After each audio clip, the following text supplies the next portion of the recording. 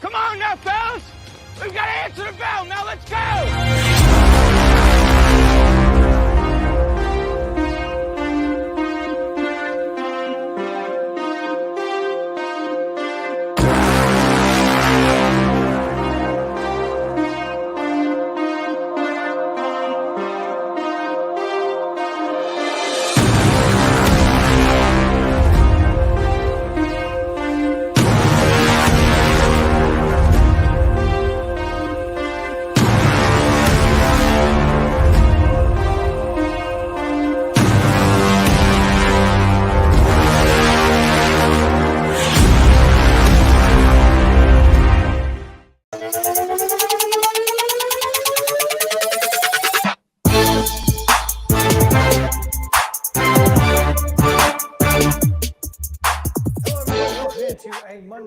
Edition of Main Street Sports Today, presented by Mid-Tennessee Bone and Joint. I'm Chris Yao, joined as always by my colleague Maurice Patton. Mo, what's up? Feel like I can finally take a breath. I can't. We're still not on Facebook yet, but I'm getting us there. All right, there we go. Oh, okay. We're now on so Facebook. So maybe I can't take a breath. So,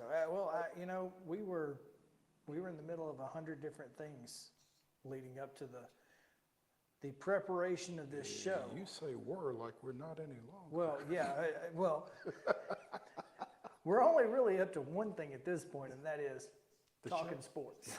So and there's a lot that goes into that, but at least it's just one avenue. So it is going to be a heck of a Monday.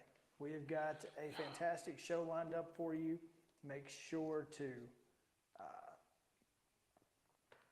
stick around, because Kevin Ingram, or King Graham, will be headed this way shortly at 3 o'clock to talk a little bit about the Vanderbilt Commodores. We've also got Titans talk with TERESA Walker.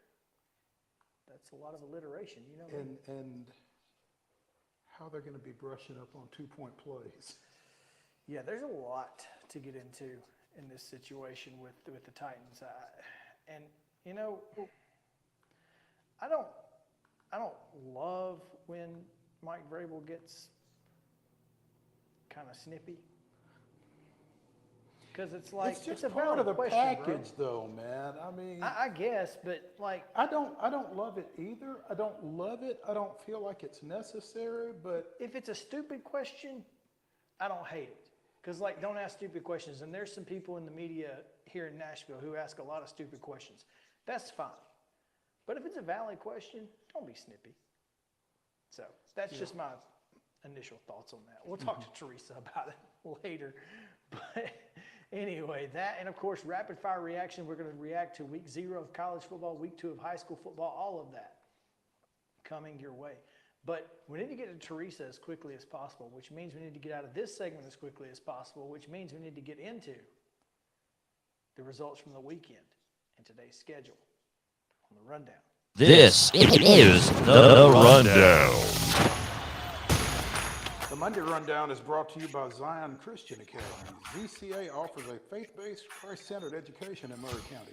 Give them a call today at 931-388-5831 or visit zioneagles.org to schedule your appointment today. Zion Christian Academy. Prepared for college, equipped for purpose. Football action from Friday. Nolensville down to Antioch 50-24. It was Joe Burns, a 51-7 winner over Ballard Memorial of Kentucky. Battleground Academy downs Maplewood 42-12, while Brentwood edges Brentwood Academy in a heck of a ball game 21-18. It was Center Grove of Indiana taking care of 6A Power Oakland 28-10, and wow. Kyler Creasy, broken collarbone, out 4 to 6 weeks. That's not great. Clarksville down Springfield 42-7. Wow. Clarksville taking care of business. Westmoreland, a 13-6 winner over Clay County. It was Collierville 28, Beach 21. Pearl Cone with a 15-11 win over Christ Presbyterian. Heck of a score there. Friendship Christian was a 35-13 winner over Donaldson Christian, while Columbia Central down Dixon County 27-21. Eagleville Coverage. At mainstreetmurray.com from yours truly. Eagleville shuts out Community 54-0. East Robertson shuts out Houston County 69-0. Innsworth, a 17-3 winner over Montgomery Bell Academy. Hezo Harding was an 11-6. What in the world? How do you get two teams scoring 11 points on the same weekend? I am so confused right now. 11-6 winners over Clarksville Academy. Franklin Road Academy down Franklin 47-21. It was Glencliff 44, Republic 6, ending a 2-year or 3-year winless drought. A lengthy winless drought. Watertown 17-7 over Gordonsville. That's a big win there. Portland 42-6 over Greenboro. It was Green Hill 37, West Creek nothing. Hardin County over in Savannah takes care of the Pulaski Bobcats of Giles County 34-28. It was Harpeth 35, Cheatham County 6. Hendersonville downs Northeast 54-0. Henry County edges Riverdale 21-20. Independence was a 30-27 winner over Page in overtime. Three of them. That's 6 overtimes in 2 weeks for Lawson Smith. Coverage at mainstreetmurray.com. Hillsboro was a 49-7 win over John Overton. East Nashville 47-26 against Kenwood. Kirkwood looking good with a big win over Montgomery Central 43-25.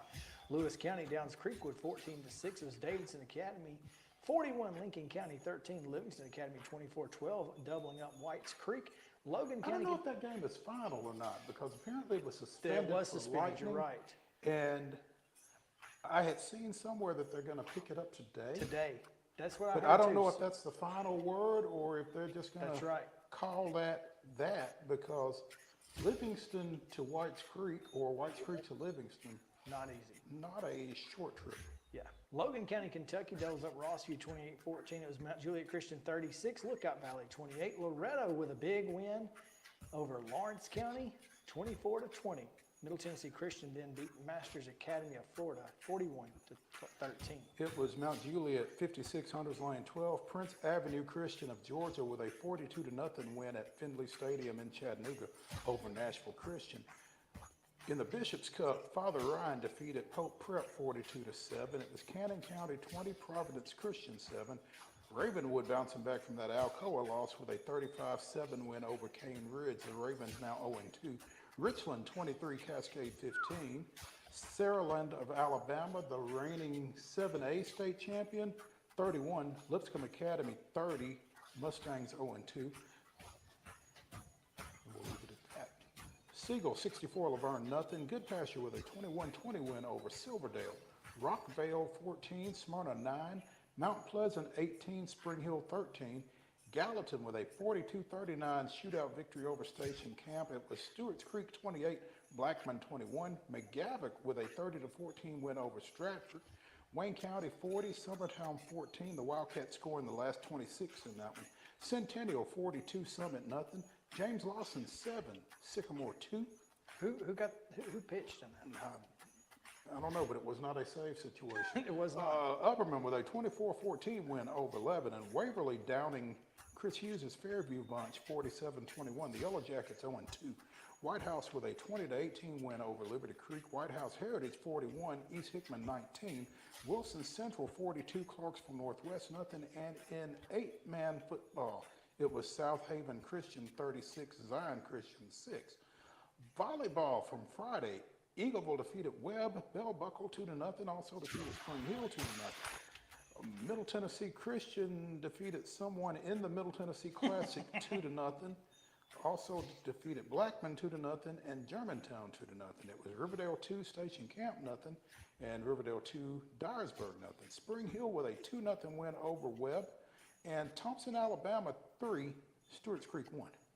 Saturday action, it was Martin Luther King with a 2-0 win over Cheatham County. Cheatham County, though, with 3 wins, a 2-0 win over Dixon County, 2-1 over Milan, and 2-0 over Ezo Harding. Rossview then downs Cheatham County 2-0. Eagleville with a win in the Middle Tennessee Classic over someone 2-1, and a 2-0 win over Dyersburg. Friendship Christian 3 wins, 2-1 over Lebanon, 2-0 over Centennial, 2-0 over Brentwood Academy. Gallatin gets Christian Community 2-0, East Robertson 2-0, and Macon County 2-0. Green Hill downs Friendship Christian 2-0. Loretto with 4 wins. And this was at Lawrence County, I believe.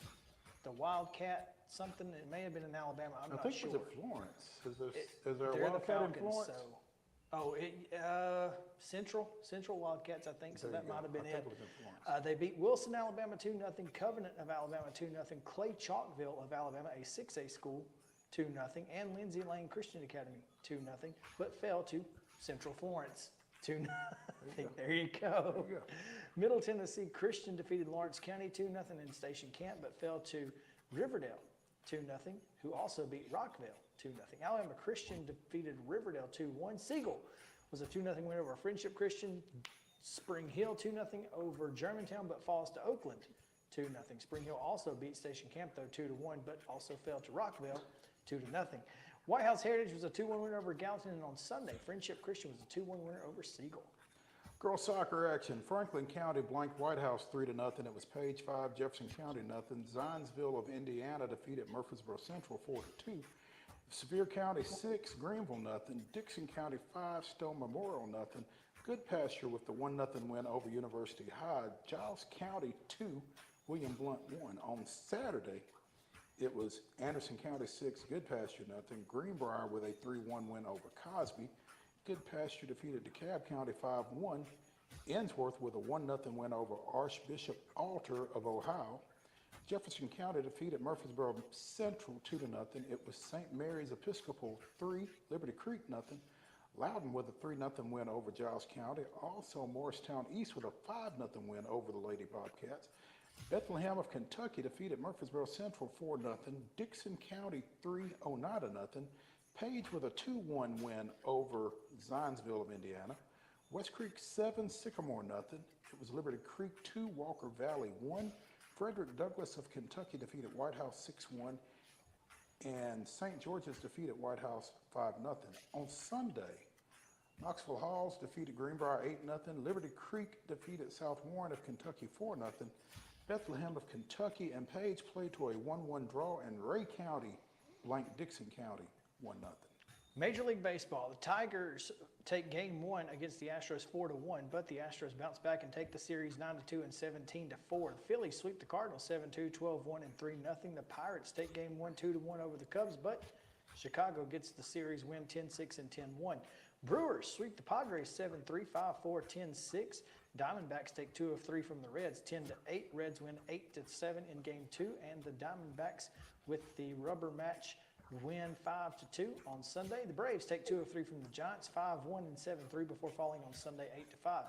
Minor League Baseball action. Sounds win the series, taking the Friday game 7-3, but fall on Saturday and Sunday 4-1 and 7-4 against the Stripers of Gwinnett. College football action. Jacksonville State gets its first win as an FBS member, 17-14 over Texas El Paso.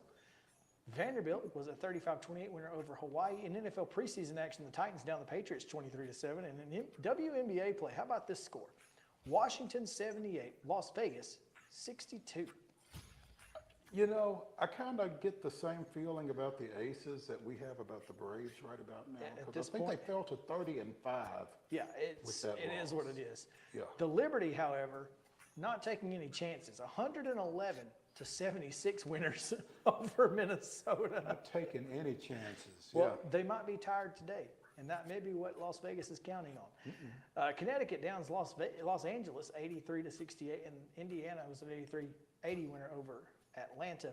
In soccer action, Atlanta defeated Nashville Soccer Club 3-0. Volleyball action today. 5:30 starts for Columbia Academy at Battleground Academy, Webb at Middle Tennessee Christian, Zion Christian at Mount Pleasant, Franklin Road Academy at Providence Christian, Donaldson Christian at Friendship Christian. Again, all of those are 5:30 starts. At 6 o'clock, Columbia Central hosts Fairview. Also, Knowledge Academies travels to Harpeth, and at some time, Loretta plays at Lincoln County. On the pitch, 5 o'clock first touch, Franklin Road Academy is at Providence Christian. At 5:30, Glencliff hosting East Robertson. At 6 o'clock, White House Heritage is at Gallatin. At 6:30, Beach hosts Christ Presbyterian Academy. Wonder if they play on the football field. Also at Good question. Also at 6:30, Columbia Central is at Lincoln County answering one question. And Rossview is at Lipscomb Academy at 7:30. Major League Baseball action. The Astros are at the Red Sox tonight at 6:10. At 6:45, the Cardinals welcome in San Diego. The Brewers are at the Cubs at 7:05, and the Braves are in the Mile High City of Denver, Colorado against the Rockies, 7:40. The Reds are at the Giants in a late one. 8:45 is the first pitch there. In a WNBA action, the Aces are at New York against the Liberty at 6 p.m. on ESPN2, and that, folks, is your rundown. Thank goodness.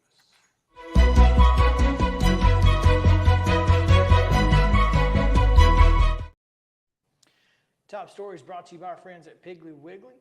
Make sure to go see the fine folks over at Piggly Wiggly to get your fresh hand-cut meats, your daily lunch meat and 3 vegetables, or your fresh produce. Plenty of stuff there.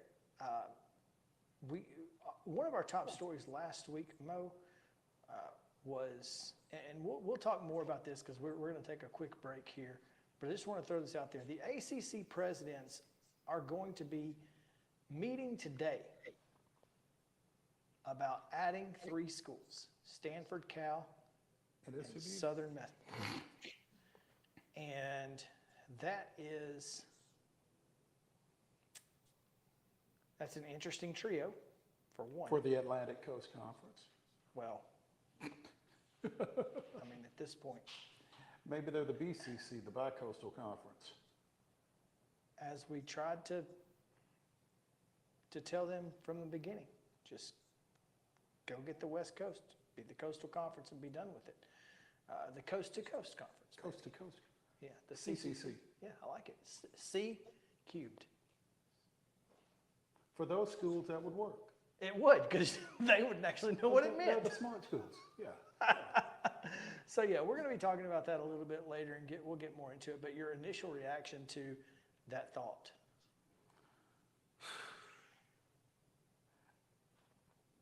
I guess I'm just so old school and I'm so geographics bound that it really, it kind of stresses me to see Virginia and Wake and North Carolina and some of those other schools in the same conference with Stanford and Cal. I struggle a little bit with the concept, but I'm also having to understand that geographics don't mean anything anymore. That's true. But you know what else doesn't mean anything anymore? Student athlete welfare. It certainly seems to be, which, I mean, we talked with Greg Seitz, who said, you know, it's only once every other year and for every thing, but it's But still I mean, once every other it's year. only once every other year that volleyball is going from Jacksonville to New Mexico State. But it's also tennis. It's also all those other minors, non-revenue producing sports, that are doing it midweek.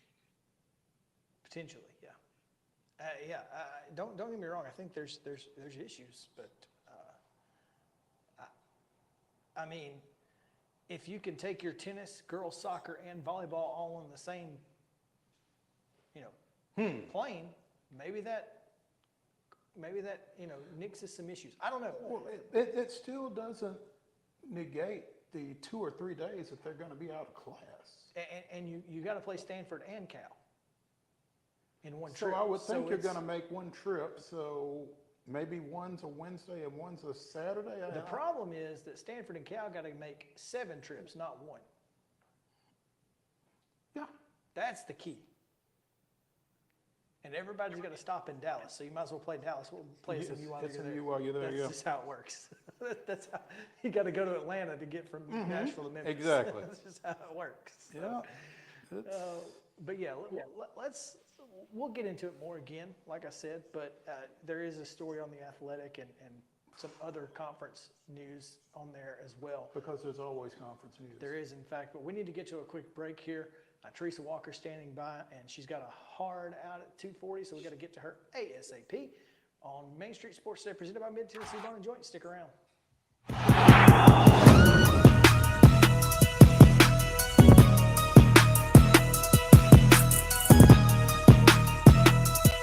Mid-Tennessee Bone and Joint treats your orthopedic injuries and existing conditions. Our trained physicians will get you back in the game faster. Contact us at 931-381-2663 or www.mtbj.net.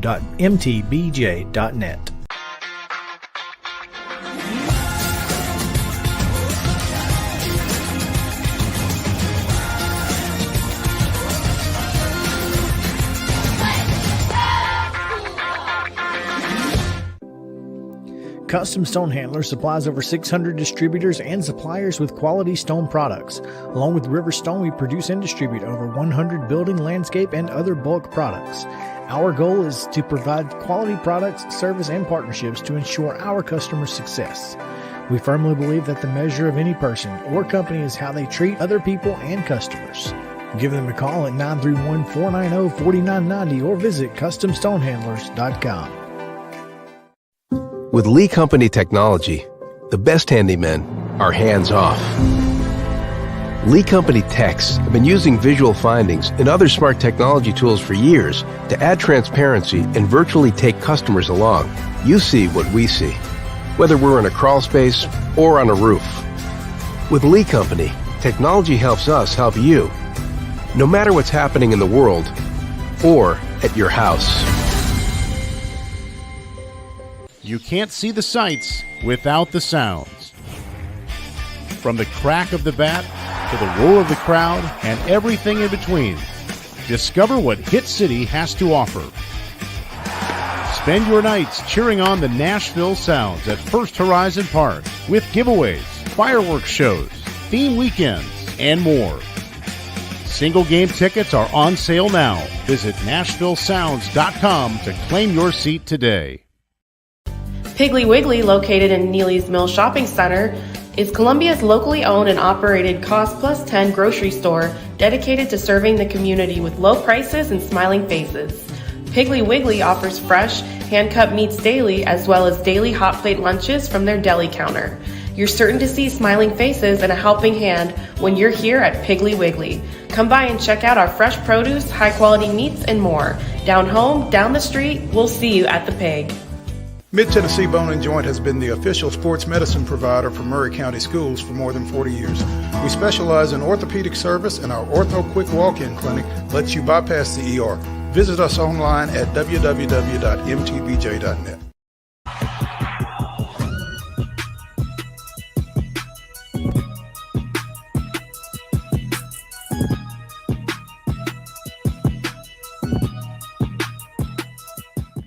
Welcome back in Main Street Sports Today, presented by Mid-Tennessee Bone and Joint. We're here in the Lee Company studio in Columbia. Glad to have you guys with us and glad to have our next guest, the queen of all sports writing in Tennessee and maybe the Southeast. Let's just be honest here, at least. And we appreciate the time that we get with Teresa anytime we can get it. So let's bring her in. Teresa Walker of the Associated Press. Hey guys, how you doing? We're still trying to figure that out, actually. That's kind of like post-game when I'm talking to the losing coach. I try not to use that phrase, how you doing? So let's just fast forward past that question and get on to the next one. Not good, actually. Well, if you're closer to a kicker than the Tennessee Titans, then you're way ahead of the game. So, Who is their 2-point conversion coach, Teresa? well, I think at this moment, doing the Wildcat with Derrick Henry is probably their best option for extra points, period. Now, that said, That's let's the be. King Cat, isn't it? The King Cat, yes, I prefer King Cat. That is the better way to call that play. But the fun thing is going to be how they do this. And I mean, I've been dealing with people on social media the last 24 hours, and they're like, they just don't appreciate that position. They don't invest in that position. Well, they haven't invested a draft pick in it lately. They haven't invested a big contract in it lately. Although Randy Bullock did have a decent contract, they cut him because they needed some salary cap space in late February when they cut him and Taylor Lewan and a few other guys. People seem to forget that this team has kind of been up against it over the last couple of years, so when they've had good kickers, they paid them well, right from Ryan Suckup to Rob Baronis to Joe Nedney, Al Del Greco. But right now, they are now among the handful of NFL teams. I mean, the Cleveland Browns traded a future draft pick to the Chargers for a kicker. We were kind of joking in the press box Friday night. Maybe Bill Belichick could just tell Vrabel which one he's not going to keep and leave him in Nashville for him, whether it was Nick Folk or the kid that they drafted, kid who hit the dadgum crossbar on a kickoff. So, but they spent a 4th-round pick on that kid. So I think it's Chad. He hit the crossbar on a kickoff. I mean, I know that's a strong leg. So, but that's the thing. So, that was my first question of Vrabel today, and he said it's a fluid situation. So, we're going to have to wait and see. But Mike Vrabel's clearly watching our show. Clearly. But they had some good news today. I know. Well, he does monitor social media. I can attest to that. So I'm not going to say how, but I can attest to that. So, but Traylon Burks was back on the practice field today, at least during individuals, which now that we're kind of in regular season mode, all we can watch is individual and stretching. But, he made a really nice one-handed grab and came down on that left leg, the one that he injured the LCL in up in Minnesota on my anniversary, August 16th. So barring any setbacks, if I'm a Titans fan, I'm feeling a little bit more confident that maybe he is available for the opener September 10th in New Orleans. And, Monty Rice was back out there today. Chig Okonkwo was out there, a hip contusion. So, they got some key guys back on the field today. Now, the other thing to keep an eye on is, yesterday when I asked if they had seen enough to know who their backup is for that season opener in New Orleans, Mike Vrabel said, I don't think so. And that is a key thing.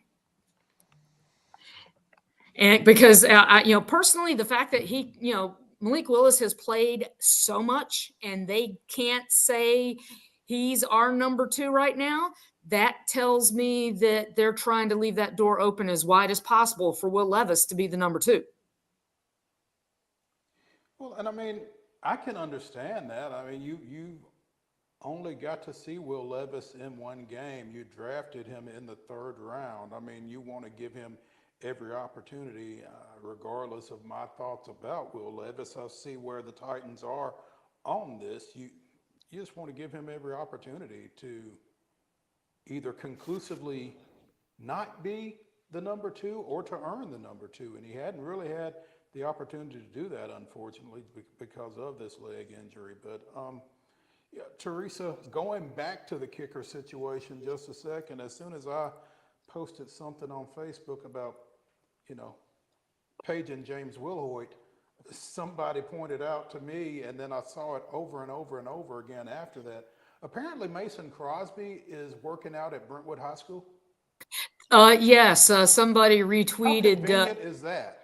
Well, but he's 39. And while he looked great with nobody else on the field and somebody shooting the video, one, we don't know, how many kicks did he try? What was he good on? We saw the kicks that were made, not the kicks that were missed. Ryan Suckup is back in town. He lives in the area. So it's like kickers are around. Finding a kicker who can be healthy, available, and make, make the majority of his kicks. And at this point, I think Nick 75% clearly not good enough. Well, yeah, I mean, at this point, I'm tempted to go try. I mean, I couldn't be much worse than what they've had the last few years. So And I'll take the league minimum. We all would. So, but that's the thing, finding somebody who can, I mean, Michael Badgley, I'll just say this. Seeing him on the practice field Tuesday when his kicks were leaking right, I was not surprised. The only thing that surprised me on Friday night was that his first field goal bounced in off the left upright, and then the one that he missed was left, because everything was leaking right on Tuesday. So he kind of overcorrected. So it's just a big challenge. What can we say? Okay, but if you don't have anybody else, yeah, again, we're going dust off the king cat. But I mean, how is it that the Titans and contracts and everything else aside, how is it that, I mean, there are what, 32 teams out there? Yeah. How many teams are actually having this same type struggle at that position? Well, I haven't gone through, but I mean, the Cleveland Browns, my colleague Tom Withers reported that they traded a future draft pick to the Chargers for Dustin Hopkins because their guy, Cade York, in his second year went 4 of 8 this preseason. So this is, the Patriots used a second pick in the 4th round on a kicker this year. So for all the people saying just they need to invest in a kicker, well, is that a draft pick? This team hasn't had many of those the last couple of years. They traded up to get Malik Willis last year. They traded up to get Will Levis this year. So they were trying to address quarterback. And so, quarterback, I hate to tell people, is a more important position than kicker until you need a kicker. So that's the thing. The Titans have not had the greatest resources to deal with the situation because of the cap. They've been tied up against the cap. They haven't had that many draft picks available, because they've struck out in the draft. When guys have left, they haven't gotten, compensatory picks to help bulk up their draft pick pool. So it's kind of, they're trying to catch as catch can and trying to find somebody and put it through the uprights. Well, it's a little frustrating as a fan of minor league football that a player like Brandon Aubrey is kicking for the Cowboys, who didn't necessarily need a kicker, and here we are. Meanwhile, we just keep bringing in, seems like, guys off the street. So I'm just saying there are guys out there who are kicking all throughout the spring, XFL, USFL, and there's plenty of film out there. I don't understand. So maybe I'm just silly-eyed, but that's the thing, Chris, is guys can be kicking. It is different when you get them out onto an NFL practice field and they're working for a job. A guy might be really great at one level. He might be great on a high school field, again, like, Mason Crosby, working all by himself. And you can look at that film. And then when you get him out here, I hate to tell people, but the NFL, it's the best of the best. So the guys that are coming to try to block that kick are a smidge faster. They're taller. They're longer. Remember the game that the Titans beat the Chiefs because they had a guy get around. I think it was Joshua Kalu, got around the edge and got a hand on the ball. It's tougher to do it at this level. So, it is the best of the best. And while a lot of people, try, before I got married, I dated a lot of people. There were a lot of frogs in the sea and a lot of them drowned. Just saying. I mean, one made the final cut, and thankfully he's been on my roster for 27 years and counting. It's just not that easy to find that person. That was some insight that I wasn't necessarily expecting as we talked about Me either. the Titans kicker, but that's what we get when we bring Teresa Walker on. Teresa, as they try to get down to 53 tomorrow,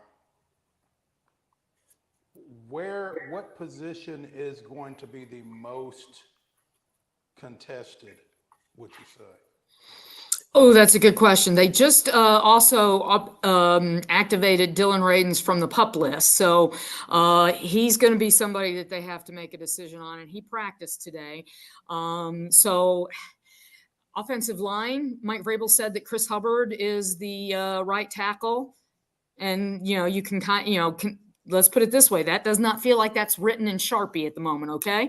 So especially with Dylan Radins coming back, Nick Petit Frere, he starts when the cut happens tomorrow, that deadline. Well, he has to go away, but Mike Vrabel did clarify that after like 3 games, he will be able to come back and work out here, attend meetings. So there'll be some familiarity to help speed up his return.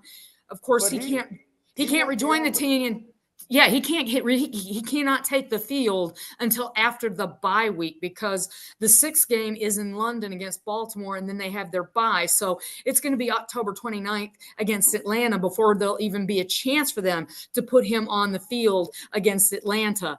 And, and he won't even be able to practice until, they start preparing for Atlanta. So offensive line, outside linebacker, I don't think that they can risk, putting Caleb Murphy and cutting him, because that kid has shown he can get to the quarterback, with the sacks that he's got. So I'm really curious to see, offensive line's always a big area. Defensive back, they've already started making some cuts. They made some yesterday. They made a couple today. But offensive line is the biggest area, because guys, let's be honest, that and outside linebacker, those are the areas that are, and honestly, quarterback, because I'm not going to be surprised if maybe, trying to build up some of that future draft stock, trade Malik Willis to somebody who might want, might be in love with him. I would certainly take calls if I'm Rand Carthon to see if there is interest in Malik Willis. 2 reasons. He was the last GM's pick, and he was the 86th pick overall last year. And what we were told was that he was the best player available. I'm sorry, but Will Levis is the guy that they traded up to take at number 33 overall. And while they say that draft stock doesn't matter once you get into the regular season mode, those 2 interceptions, there's been 1 interception in each of the last 2 preseason games that, you can't make as an NFL quarterback. That second one the other night, you've got to throw a better ball, or he just did not see that linebacker floating in the middle of the field and threw the ball right to him. And those are issues that are very concerning. He was sacked 8 times this preseason, had more interceptions than touchdown passes. And, you've seen a lot out of Malik Willis. And, Mike Vrabel over the weekend, Friday night, even in his Saturday, it was kind of like, well, this was good, then there's this. This was nice, then there's this. It doesn't sound like Malik Willis has imbued them with a lot of confidence at this moment. A trade of Malik Willis leaves you with Will Levis as your number 2, right? Yeah, that would, unless they trade and swap for a veteran on another team. Colt McCoy is getting cut by the Arizona Cardinals, and it looks like Josh Dobbs is going to be quarterback number 1, at least for the foreseeable future, for the Arizona Cardinals. So, that's the thing. Could have had him. Coulda. Well, I wouldn't have let him go to begin with, but that was just me. So that's going to be the interesting thing. Yes, it will, in fact. TERESA Walker of the Associated Press joining us here on Main Street Sports today. TERESA, real quick before you get out of here, just tell us what do we need to look for this week? What is the one thing that you're kind of paying attention to at practice, and then, of course, with Coach Vrabel? Well, I saw the biggest thing today with Traylon Burks being back. Him being back, Chig Okonkwo being back on the practice field. Even if they didn't do anything beyond individuals that we were allowed to see, there will not be an injury report officially until a week from Wednesday. And with Chris Hubbard being the guy right now, I want to see how they pare this roster down tomorrow by 3:00 and see, are they keeping 3 quarterbacks? Are they keeping 5 wide receivers for now? Or is it going to be 6? Do we end up maybe seeing Kyle Phillips as the 6th receiver and no kicker? And then once you get past the waiver wire period. Maybe there's a move to put Kyle Phillips, who was seen in the locker room today with a knee brace on his left knee. Does he go on IR, sidelining him until I can't remember if it's 4 games now or 6 games. But you putting him on the shelf for a while and clearing up a spot for a kicker that you then claim off of waivers or go sign. So, there's some moving pieces here. The biggest ones are at receiver, quarterback, and kicker, obviously. Teresa Walker, we appreciate your time. Thank you, and have a fantastic day. Thank you, guys. And hey, we're all day to day. And, for the kicker, geez, it's hour to hour. There you go. Have a good rest of your Monday. We'll talk soon. Mo, some options at kicker. And I know this is the most we've ever talked about a kicker on this show, but the Titans do not have one. Not a one. It is the weirdest thing ever. Free agent, 40 years old, Robbie Gould. 39-year-old free agent Mason Crosby, who has been mentioned. 37-year-old free agent Ron Suckup also has been mentioned, but not in the idea of that he could be a potential option. Other options, the good losers, as Mike Herndon calls them. Loser of the Saints kicking battle, Will Lutz or Blake Krupp. Right.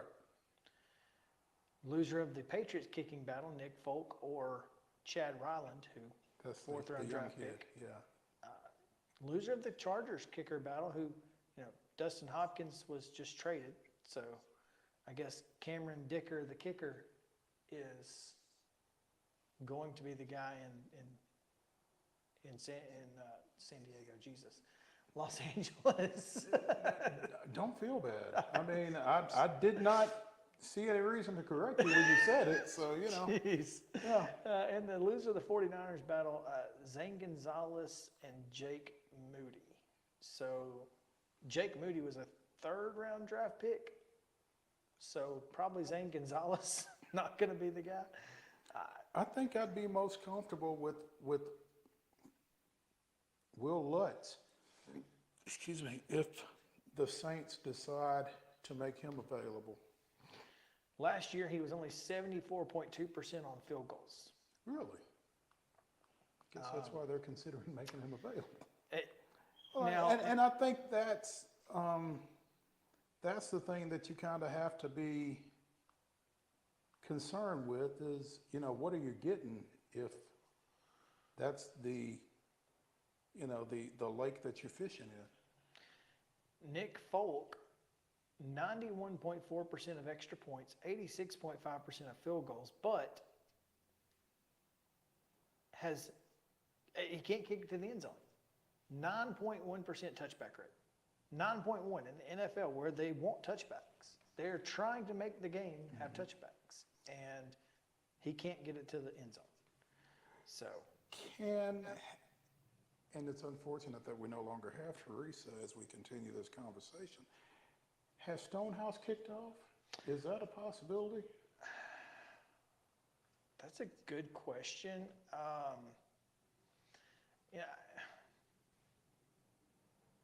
I'm not sure if what he's done necessarily.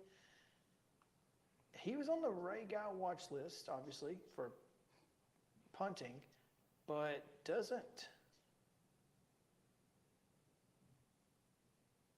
doesn't look like he kicked. I think he, it doesn't say that he's kicked off or didn't kick off, so I don't know. So yeah, I just don't know. I mean, just go straight onside kick and 2-point conversions. Let's go.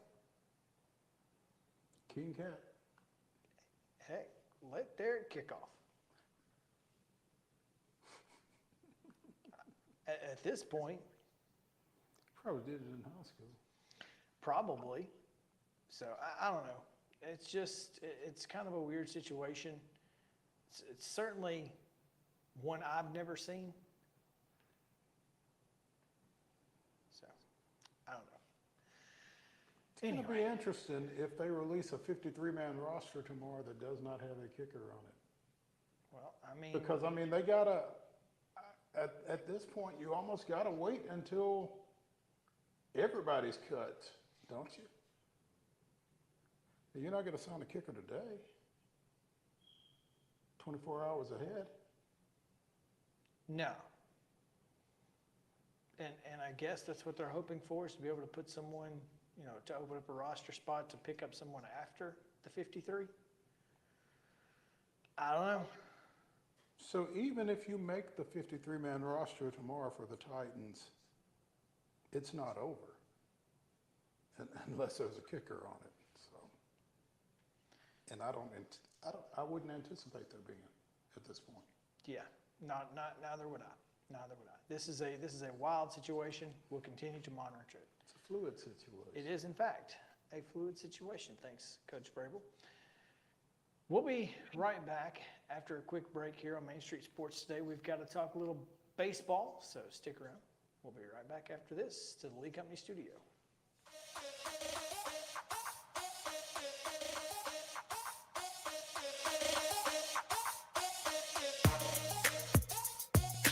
Mid-Tennessee Bone and Joint treats your orthopedic injuries and existing conditions. Our trained physicians will get you back in the game faster.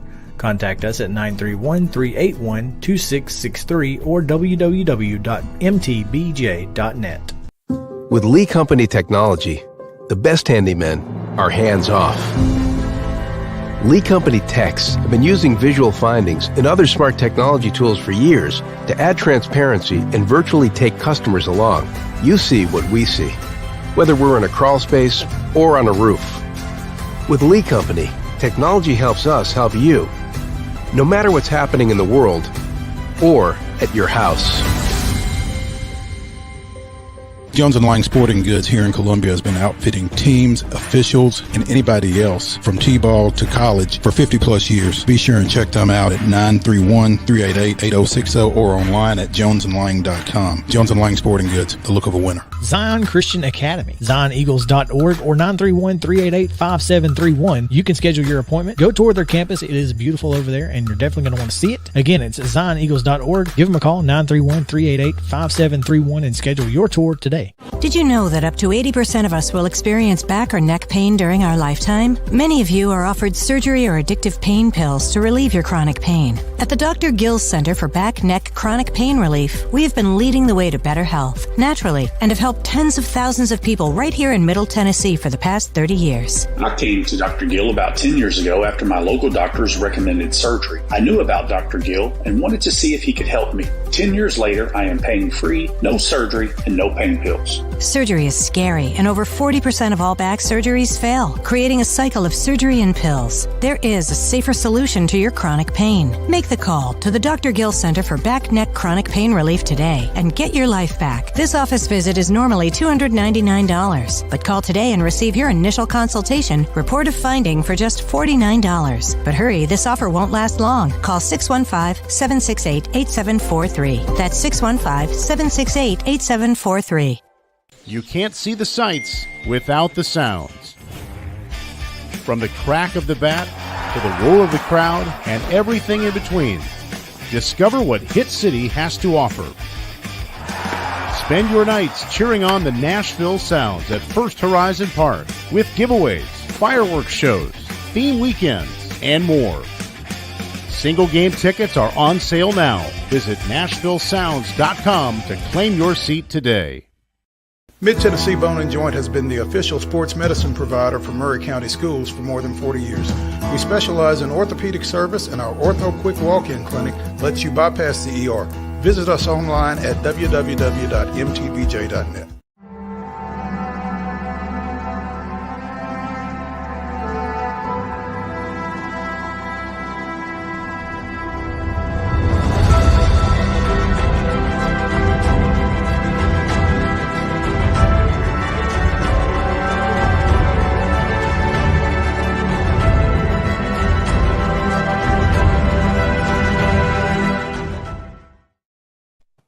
August 28th, 1997, an at-bat that shouldn't have occurred when it did proved to be the difference in the Braves' 4-2 win over visiting Houston. Ryan Klesko's apparent ending ground out to shortstop in the 6th became an E2 as catcher's interference was called on Tony Eusebio. Klesko, whose homer in the 4th put Atlanta on the scoreboard, was on base with Michael Tucker when Javi Lopez homered to bring the host back from a 1-run deficit. That was this day in Braves history. The dreaded catcher's interference. Yeah, it's interesting because did you see the play the other day where a ball was hit in foul territory and the catcher gets up and runs straight ahead into the batter? Yeah, it was wild. And the ball ended up literally like almost in the dugout. That's where the ball ended up, and the catcher pops up and runs straight forward. It's wild. And then right into the batter. Okay. Yeah. So anyway, that was a weird one, but yeah. Maybe he should have snatched the mask off. He did. He did. Yeah, took it off. Never found it. Just figured he'd go. Take a couple steps in before finding the. Goodness gracious. So let's talk briefly about last night's game. All right. Because. There were 2 camps on Twitter last night. Oh boy. There were folks who were upset with Colin McHugh's existence. Oh, so there's only one camp in this room. Here's the thing. I think there's some nuance to the situation. Okay, so Colin McHugh comes in, with 2 outs in the 5th, and clearly we've gotten all the positive contributions we're going to get out of Jarrett Schuster at that point. Somebody's got to come in and finish up the inning. Colin McHugh, you're runners on the corners, 2 outs. Get me a ground ball and let's go to the house. Can't do it. No. In fact, can't even throw a strike. Can't do it. To 2 consecutive batters.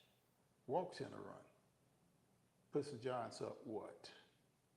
4-3. 6-3. No, 6-3 at that point.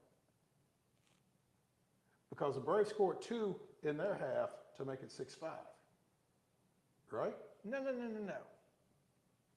I don't believe so. I believe he walked in the game go-ahead run at 4-3, and then the bases clearing double right after that. Okay. All right. To make it 6-3. That made it 6-3. Okay, my bad. Yeah. Yes, it was tied 3-3. When he walked in the tying run and then gave up a bases clearing double to make it 6-3. Yeah. Okay. Which is ridiculous. It's ridiculous, but okay. I can deal with that. So we're up 6-3 going to the top of the 6th. You get 2 runs back. Ozuna homer. 6-5. Make it 6-5. Why does Colin McHugh go back out? I can tell you why. You don't want to hear it, but I can tell you why. Tell me why anyway. Because we were losing in the 7th inning. And so that means if I had a flag, I'd wave it. We're just trying to get out of here now. And here's my problem. My problem is not with using Colin McHugh and Michael Tonkin in the situations that they were used in last night. Based on where the bullpen was at that moment. My problem is the night before when you're up 5 freaking runs and you use Joe Jimenez and A.J. Minter in a 5-run ball game. In a 5-run ball game when you could have used Michael Tonkin and Colin McHugh. Of course, now these days when you use Colin McHugh, a 5-run ball game might become a 1-run ball game too. But, but I'll take that. That's better than a tie ball game. I'll take that better than going from ahead to down 3. Right. That's my problem. And it's consistent. But even at that, even putting Saturday night's game to the side, once the Braves score those 2 runs on Ozuna from the Braves home run to make it 6-5, it's got to be somebody else. And yet he had a. And why not Tonkin? Why not Tonkin right there? That's a great question. Why not literally anyone? Anybody. As you said. Anybody but McHugh. And yet. In the bottom of the 6. And yet, it's McHugh who gives up 2 more runs. And now it's and everybody, yeah, now it's over. Now everybody's waving the same white flag that Snicker was waving an inning earlier. That's correct. And again, we get it. You can't win every game. You can't manage to win every game, but you cannot manage to lose. I mean, it's like you're throwing, and you know, Snickers always said, well, the bullpen and the rotation really is above my pay grade, but how you use your bullpen is exactly within your pay grade. It is what you are tasked to do. It's what your pay grade is based on. It is literally what you're tasked to do. And it's times like these. Make a lineup, choose the pitchers. That's all you got to do. It's times like these that remind me that the Braves have a world championship in spite of Brian Snitker, not because of Brian Snitker. 100%. And anybody that says otherwise needs to go back and watch these last 2 games. It makes no sense to me how you have a 7, 8, 9 list of. I mean, Dylan Lee and Jesse Chavez would have come in that situation. One of those two would have come in that situation. Jesse Chavez would have come in the 5th if he were healthy. Right. He would have come in the 5th. And Dylan Lee probably would have come behind him. And then you're ahead 3-2 with the new night shift. Mm-hmm. You know, Mentor or Jimenez, Mentor, and Iglesias. So very frustrating. That's the frustrating part. To watch a team drop to 84 and 45. It's the frustrating part is that you know that there are better ways and better options available than what your manager gives you. And that's what's frustrating. This just in. Okay. Ozzie Albies activated. Ooh. Darius Vines up. Who? Wow. The 25-year-old, who is the club's number 10 prospect per MLB pipeline, has gone 2-2 with a 2.70 ERA in 9 starts across 3 levels. Was held out of action until the end of June because of shoulder inflammation. There's a chance Vines could end up getting a start like Schuster did on Sunday. This is from a couple of hours ago on MLB.com. Optioned out, by the way, Vaughn Grissom and the aforementioned Jared Schuster. So, I'll be interested to see. I guess if you've activated Ozzie, you're going to play Ozzie, right? No reason to activate him otherwise. Yeah, so I assume Ozzie will be in the lineup tonight against the Rockies. A little bad. And apparently Strider is supposed to go Wednesday, but there's talk of pushing him back so that he goes against the Dodgers, which would and gets an extra day of rest, both of which makes sense. So maybe Justin Vines gets that Toscano. start. The Braves wanted to use Colin McHugh, Michael Tonkin, and Brad Hand in any form to reset their bullpen. McHugh, who had good results lately, struggled on Sunday. Could have reset them the day before. That's all I'm saying. Some unfortunate news here. Cleveland Guardians tweeted 2 hours ago that Pat Corrales has passed away. Oh. And folks, if you're a Braves fan, you remember Pat Corrales spent 17 years on the bench with the Braves from 90 to 2006. Wow. And man, that's tough. That's a name that I hadn't heard in a long time, but obviously was a vital part of the Braves' long run in the 90s and early 2000s. Also managed, Texas? Pat managed, he managed the Rangers, the Phillies, and the Indians. Yep, Rangers, Phillies, and Indians. Oh, I went way back for the Rangers, 78 to 80. Phillies 82 and 83. So was he their didn't they go to the World Championship in the World Series in '83, maybe? Don't remember. They were 43 and 42 in 85 games, and he was fired. Ooh. So if they did, it was It not wasn't with him. Okay. And the Indians from '83 to '87. Wow. But yeah, Born in L.A., a baseball and football star at Fresno High School in Fresno. Okay, he married his wife, Angelico? Angelico. How wild is that? I wonder if he was in the rookie league up there at that point or something. Huh, that's pretty cool. Yeah. An offensive guard and linebacker, he was named Lineman of the Year by the Fresno Bee in high school. Come on. Yeah, so there we go. Anyway, that's I just saw that and wanted to mention Pat Corrales, who, again, backed up Johnny Bench. Yeah, there's no. Probably didn't play a whole lot. Probably not. Probably not. Speaking of backup catchers, I don't know if you've seen William Contreras' numbers this year, but the only catcher with a higher F.WAR than Bill Contreras is Sean Murphy.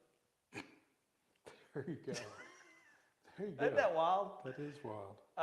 He's hitting 275, slashing 275, 354, and 444. So that's pretty great. Good for Bill. Yeah, oh, absolutely. And good for the Brewers. I mean, he's been a positive for them. Yeah, as well. they're one of the few teams that don't feel like they got fleeced in a trade with the Braves. There you go. There you go. Hey, real quick, I know we're still waiting. We're going to be a little bit of time before INGRAM joins us.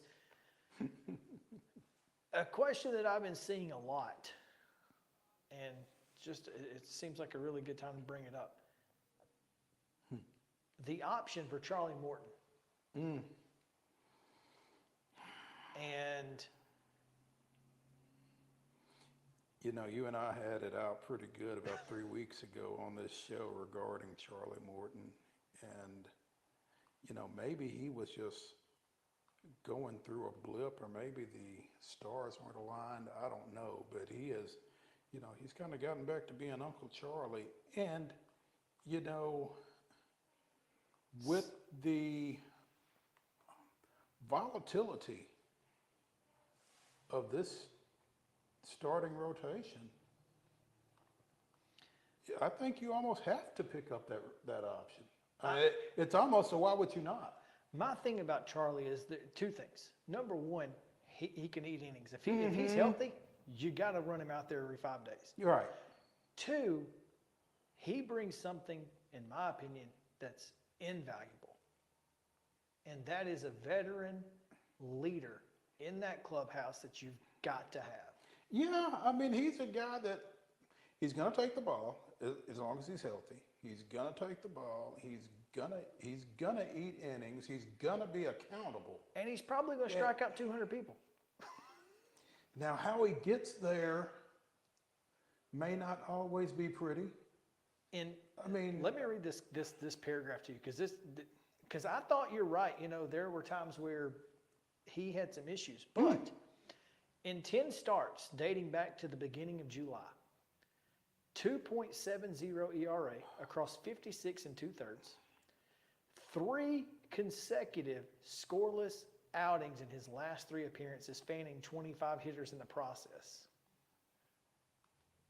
Well, I mean, his last bit has been absolutely nails, lights out, that kind of thing. But he had that stretch, Chris, where he was if giving we up a could have bunch just of walks left and him hits. somewhere, I'd have been fine. Well, he gave up a bunch of walks and hits, but not a lot of runs, which is, you know, you figure that's not going to last. If you give up a lot of walks and hits, you're going to eventually give up runs. You would think. But if his bad stretches are only walks and hits and no runs, I'll take it. But how can you count on that though? Well, I mean, because you're not going to have all those bad games against the Mets. Well, but what I'm saying is, if those are your bad games, you'll take that. You'll take giving up a bunch of walks and hits in your bad games if you're still going out there and giving up less than 4 runs. Well, yeah, it just defies logic that you're giving up a bunch of walks and hits and not giving up more than 4 runs. But it's not like he's doing it every day. He's not consistently doing that. Those are his bad days. Yeah. On his bad days, he's still pretty darn good on the scoreboard. And I think that's what's important. I don't disagree with that. I mean, this is... I just, like I said, it just defies logic when you... What did he do against the Mets? It was 9 hits and 7 runs, or no? I mean, 9 hits and 7 walks, or 9. It might have been 9 hits and 7 walks and 3 runs. No, I don't think I think it was a shutout, was it not? Oh, I guess. And that's what this says. Those starts did come against 2 plummeting New York offenses, both the Mets and the Yankees. Yeah. But you know, it's still impressive to watch. His strikeout rate has gone back a little, but his fastball average is exactly what it was last year at 95. His curveball velocity is up, and he's getting whiffs on both of those at the same clip as he did in 2022 at between 12 and 13%. He's 39 years old, and dude's running out there like he's 25. Okay, on August 11th against the Mets, he went 5 innings. He gave up 3 hits. He gave up 7 walks. He struck out 4. And he threw 5 shutout innings and got the win. And how do you have that kind of traffic in 5 innings against anybody other than the Mets and win? And I don't know that you do. Maybe he just liked pitching in high leverage situations, unlike Colin McHugh. And I'm going to stop with the Colin McHugh bashing because supposedly, allegedly. Yeah. He's got some personal issues going on. And his after last night, his ERA is the highest it's been since 2019. But he's got some personal issues. But he's and you know, you want to be respectful of that, but at the same time, should we even know that? But you know who should know that? Brian Snitker. And well, I mean, what are you going to do though? I mean, he's much like Marcell Ozuna. He's on the roster. You might as well play him. Well, what's that arm? That's how's not your his arm feeling? Yeah. How's your arm feeling? Exactly. Go take some time. You if you need time, take time. Well, I mean, that's not even a Snitker call though. That's an Anthopoulos call, I would think. But still, I mean, again, it's above his pay grade. And there are times where things are above his pay grade, but then again, you still have to manage it correctly, and that's not what happened. Yeah. Oh, man. All right, it looks like we could take a break and come back and talk a little Vanderbilt. That'll work. And so stick around here. Main Street Sports Today is presented by Mid-Tennessee Bone and Joint. We will be right back after these messages to the Lee Company studio with Kevin Ingram.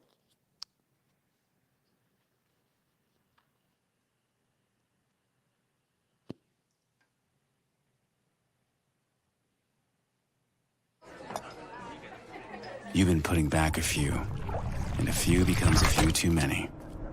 For a moment, you think about calling for a ride. Nah, you live nearby. What's the worst that can happen?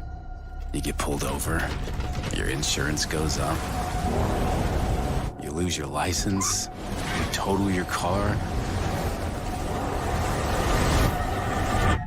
you kill someone. Tired of hanging lights every year? We get it. That's why Southern Nights is here to help. We install programmable lighting on your home or business so you can enjoy beautiful, customizable lighting all year round. No more ladders, tangled lights, or cold nights outside. We do the work, you do the celebrating. Call Southern Nights today and take the hassle out of holiday lighting forever. For a free quote, give us a call at 931-241-3074 or visit our Facebook page at Southern Nights. Let your child play like the pros this fall season and join Titans Flag Football in their NFL Flag Football League. Titans flag football is no contact, easy to learn, convenient with teams meeting once per week for practices and games on Sundays. And we cannot forget it's ridiculously fun. Teams are co-ed with ages from pre-K through 8th grade in select locations across Middle Tennessee. Visit TitansFlagFootball.com and sign up before registration closes on September 4th. Let's play together and win together this fall season with Titans Flag Football. Y'all, I'm serious right now. They have a dragon here. I saw it. What? No, they don't. There's no such thing as dragons. I swear, I saw it. It had huge claws. Get out of here. It had eyes as big as the moon. Come on, I'll show you. Wait up.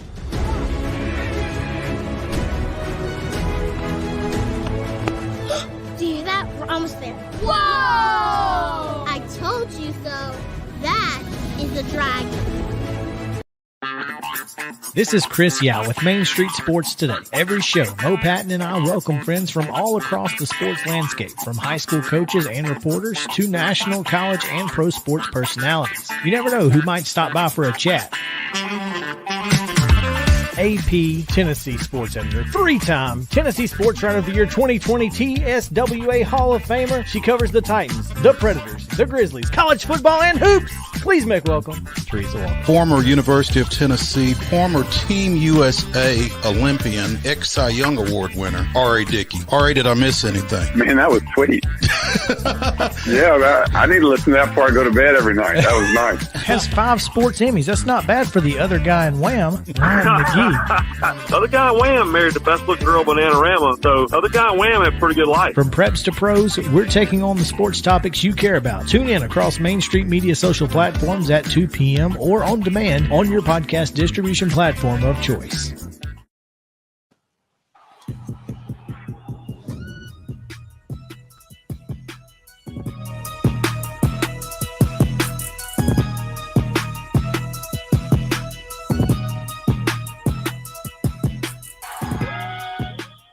Welcome back in Main Street Sports Today, presented by Mid-Tennessee Bone and Joint. Chris Yao, Mo Patton, coming to you from the Lee Company studio here in Columbia, as we are reacting on the Monday Mirror rapid fire reaction coming your way from high school and college football in the next 2 segments. So please stick around for that.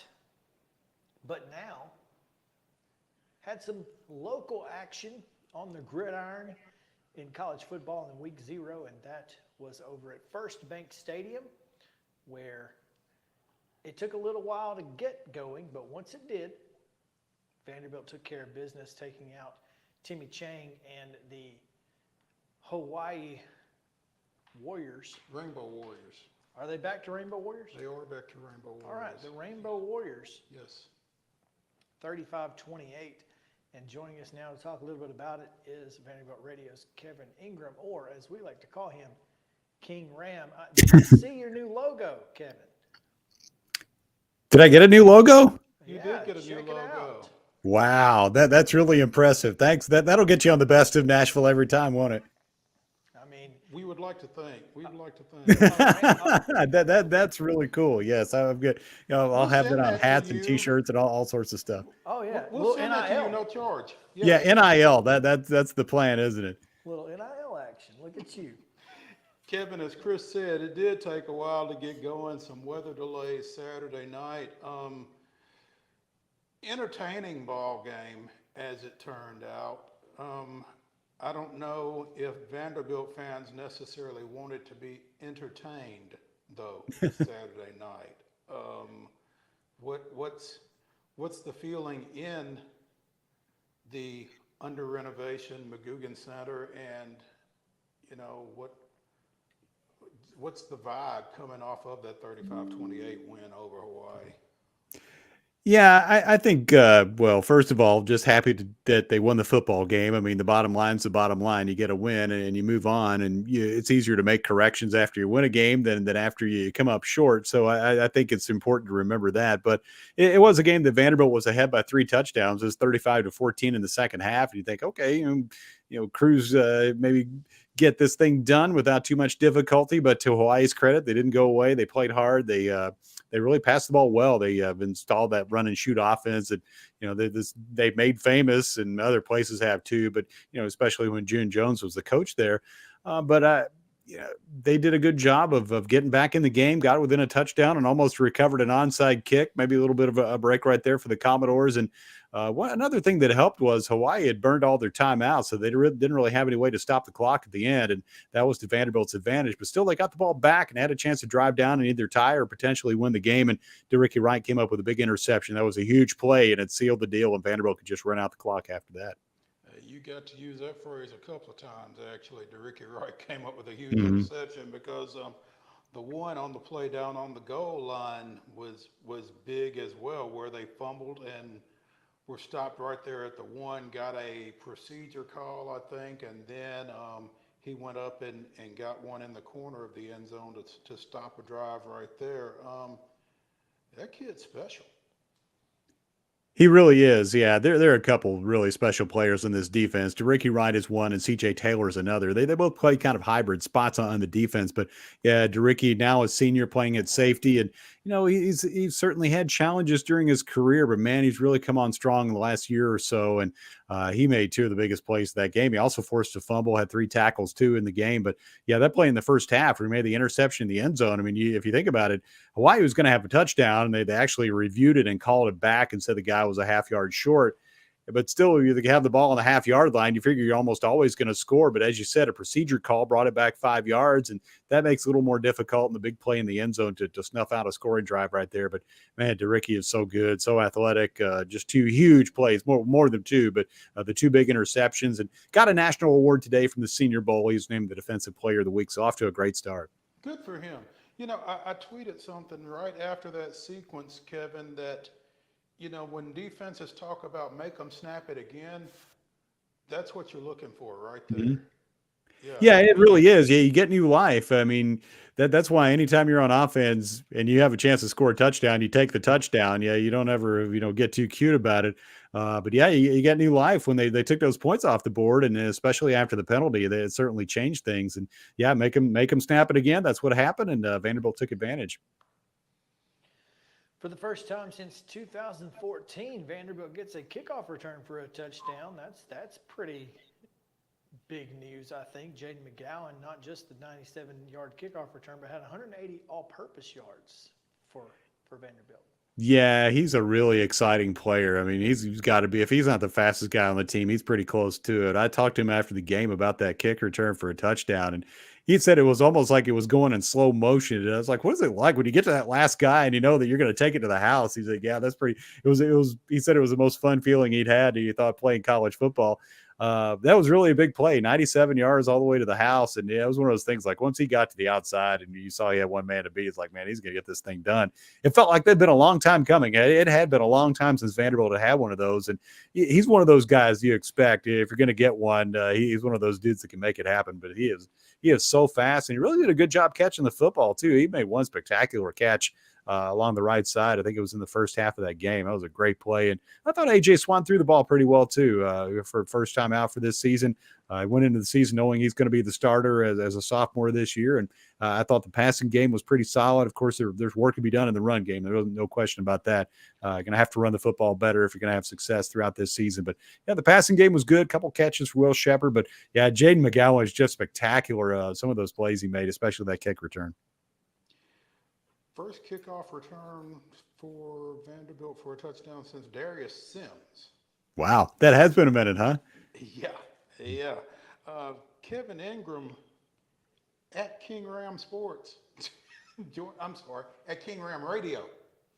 No, it's King Ingram Sports. It is sports? Yeah, that's the wrong thing. That's the wrong thing? Yeah, that's my bad. Man, they're going to be contacting some other Kevin Ingram that works in radio. You'll probably like out in, out west somewhere. Yeah. I've run into a few Kevin Ingrams over the years. There was one that played arena football for the LA Avengers. He was actually one of the best two-way players in the Arena Football League. And one time they came here to play Nashville, and I think I got a picture with him or did an interview with him or something like that. And yeah, there've been a few others over the years. There was a Kevin Ingram that played in a rock band over in Illinois when my parents lived there. People were calling their house trying to find him. But well, if there's one who was a former arena player, then I'm sure Yao knows him. Yeah. So, yeah.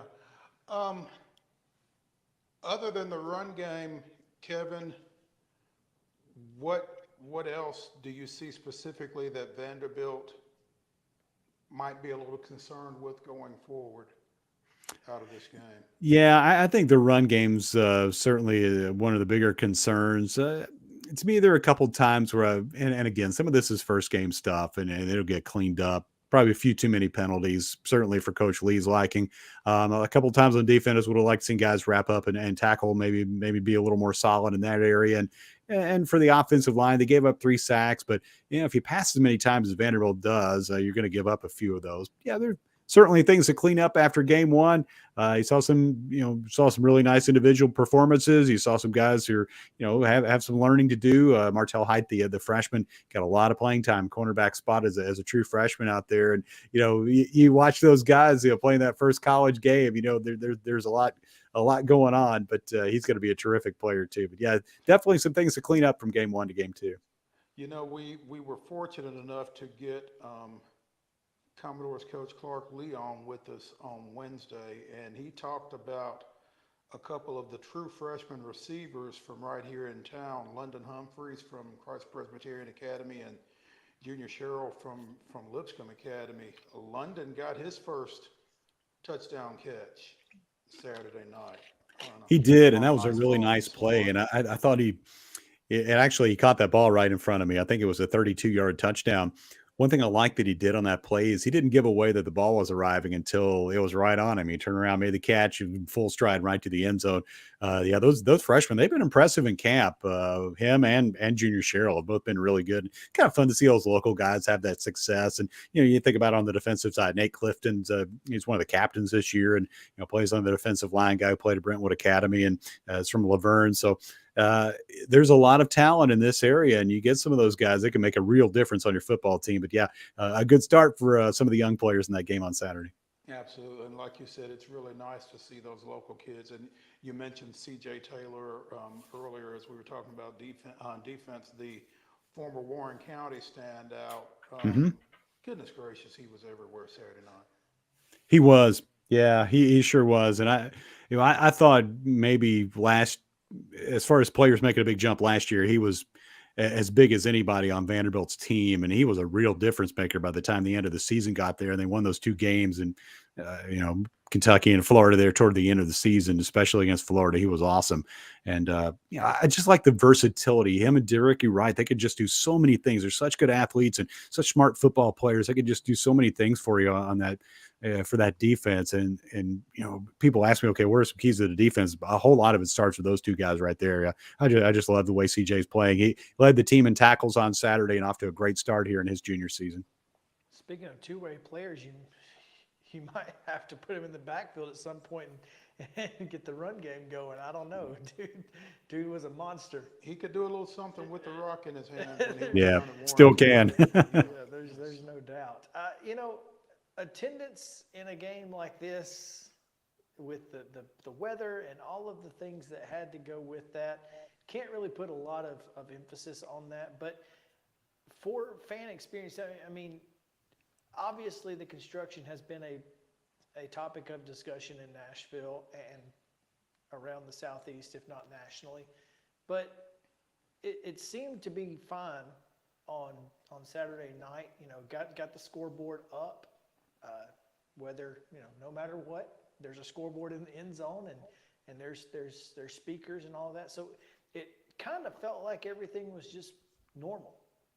It really did, for all the talk about the construction. You had a lot of amateur engineers out there, talking about what they thought about it, in the weeks leading up to the game. Last week they were, they were some kind of other expert on Facebook the week before, and Yeah, exactly. But the thing is, there's no real good way to do it when you're doing a major renovation on your stadium. There's no easy way to make all that happen, and pretty much everybody who's had a college football stadium has gone through some renovations at some point, and you got to try to play a season while doing the work. I thought it went about as well as it possibly could.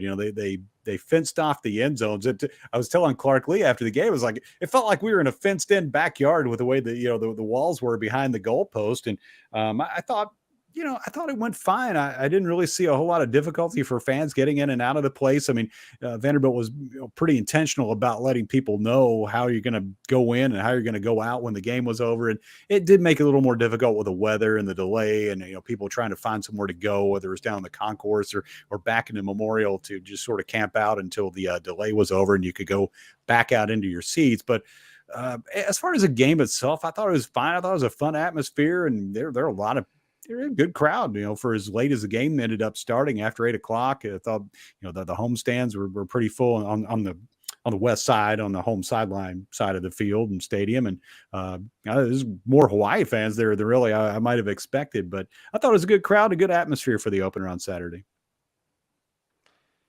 Alabama A&M next, right? That's right. Mm-hmm. What's the I don't think it'll be 35-28. Yeah, I will say this.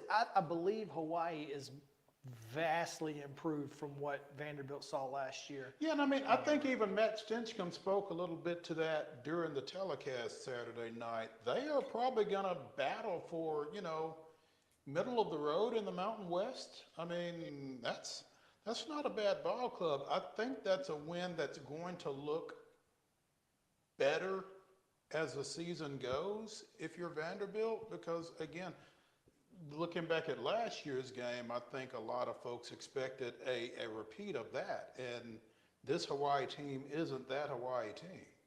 Yeah, Hawaii was vastly improved from last year. We went out and did the game in Honolulu, and once Vanderbilt sort of took control in the first half, that game was kind of over. The one on Saturday was not over until the very end.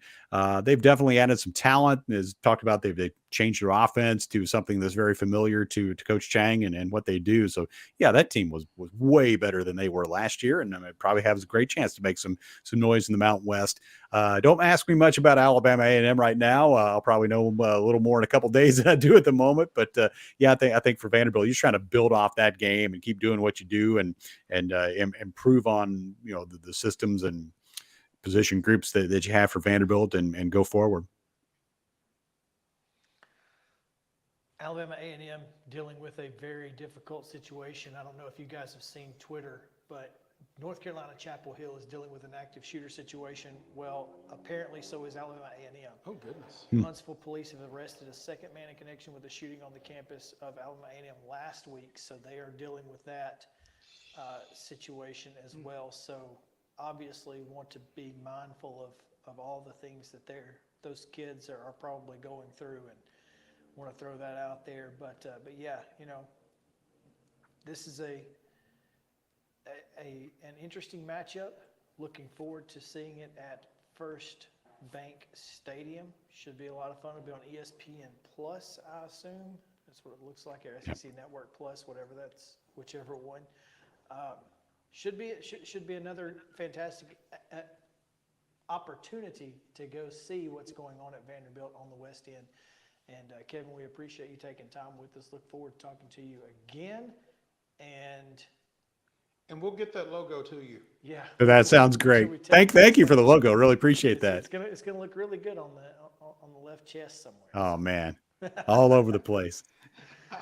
Give me my NIL deal. There you go. Thanks, Kevin. All right. Anytime, fellas. Thank you. All right.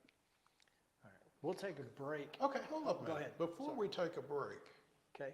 Can we fix that before we have him on again? Yeah. Because I didn't realize it was messed up. I had no idea until you said that. I didn't even realize it. So. Yeah. But yeah, we'll get that taken care of next time. Let's take a break. We'll react to high school football and college football here on Main Street Sports Today, presented by Mid-Tennessee Bone & Joint. It is the Monday Mirror, a look back at the weekend, right after this.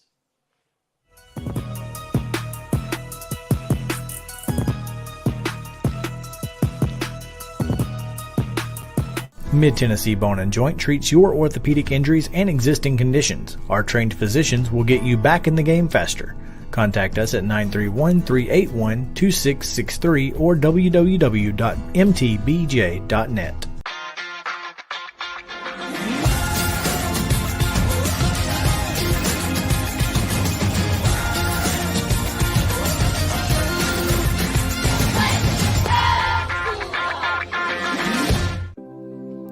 Custom Stone Handler supplies over 600 distributors and suppliers with quality stone products. Along with River Stone, we produce and distribute over 100 building, landscape, and other bulk products. Our goal is to provide quality products, service, and partnerships to ensure our customers' success. We firmly believe that the measure of any person or company is how they treat other people and customers. Give them a call at 931-490-4990 or visit CustomStonehandlers.com. With Lee Company technology, the best handymen are hands-off. Lee Company techs have been using visual findings and other smart technology tools for years to add transparency and virtually take customers along. You see what we see, whether we're in a crawl space or on a roof. With Lee Company, technology helps us help you, no matter what's happening in the world or at your house. You can't see the sights without the sounds. From the crack of the bat to the roar of the crowd and everything in between, discover what Hit City has to offer. Spend your nights cheering on the Nashville Sounds at First Horizon Park with giveaways, fireworks shows, theme weekends, and more. Single game tickets are on sale now. Visit NashvilleSounds.com to claim your seat today. Piggly Wiggly, located in Neely's Mill Shopping Center, is Columbia's locally owned and operated Cost Plus 10 grocery store dedicated to serving the community with low prices and smiling faces. Piggly Wiggly offers fresh, hand-cut meats daily as well as daily hot plate lunches from their deli counter. You're certain to see smiling faces and a helping hand when you're here at Piggly Wiggly. Come by and check out our fresh produce, high-quality meats, and more. Down home, down the street, we'll see you at the Pig. Mid-Tennessee Bone and Joint has been the official sports medicine provider for Murray County Schools for more than 40 years. We specialize in orthopedic service, and our Ortho Quick Walk-In Clinic lets you bypass the ER. Visit us online at www.mtbj.net.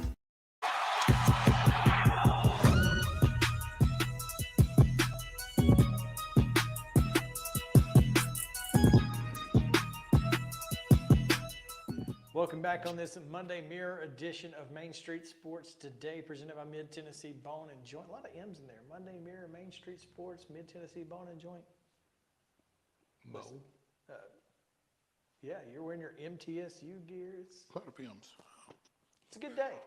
Flipped mics. Flip mics and all. So, the Monday Mirror is always fun because we get a chance to take a look at all the things that happened over the weekend. Not a lot of college football to really talk about, but obviously, Jacksonville State getting their first win in FBS and Vanderbilt with their win.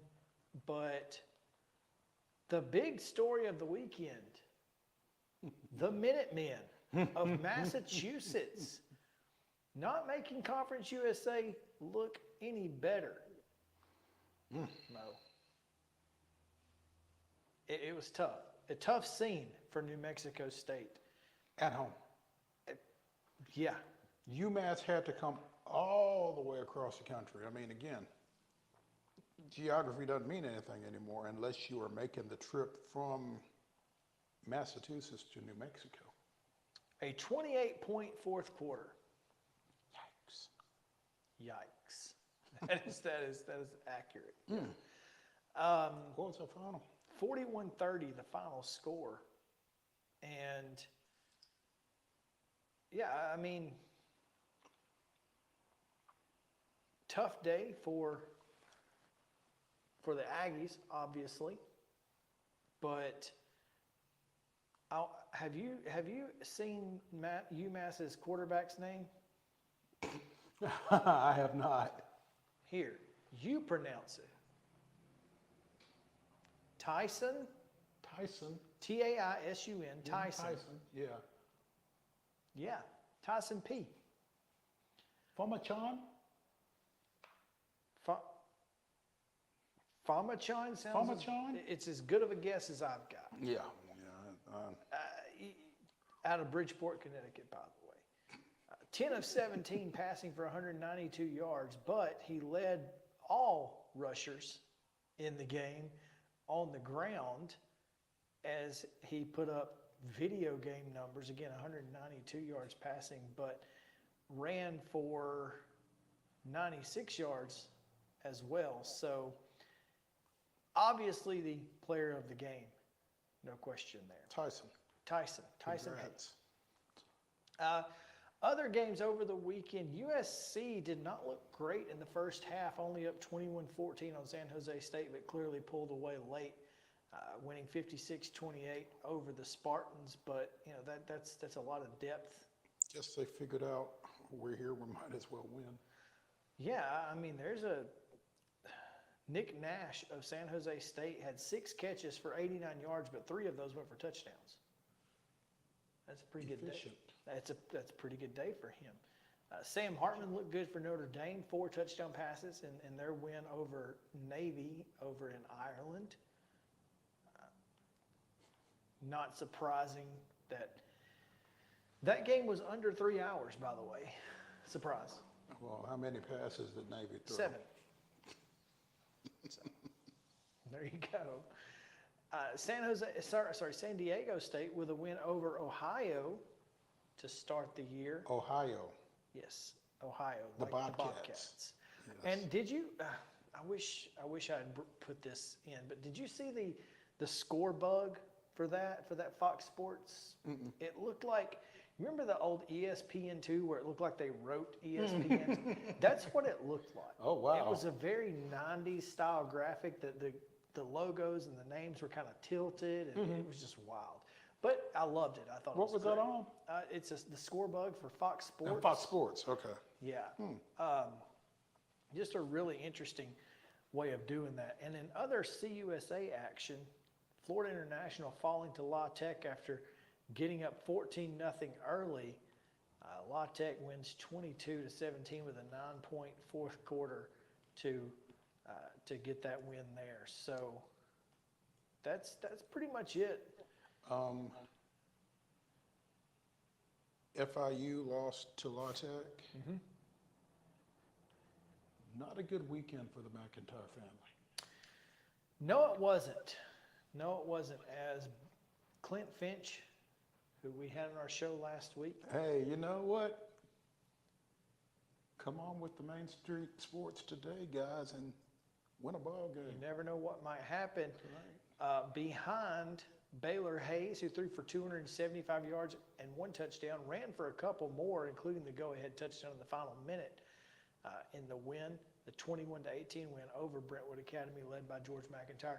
You know, we talked about Baylor Hayes matching George McIntyre. It appears that Baylor Hayes is in that conversation, or at least you got to think he's. And you know, like we talked about, and like Clint talked about, he said, I'm not bothered if he wants to go out and try to prove that there's 2 good quarterbacks in this ball game tonight. I feel like he did. Yeah. And that's Baylor Hayes is up for Main Street Prep's Player of the Week, brought to you by Delta Dental, not Daily Dental, Delta Dental. Also Delta Vision now.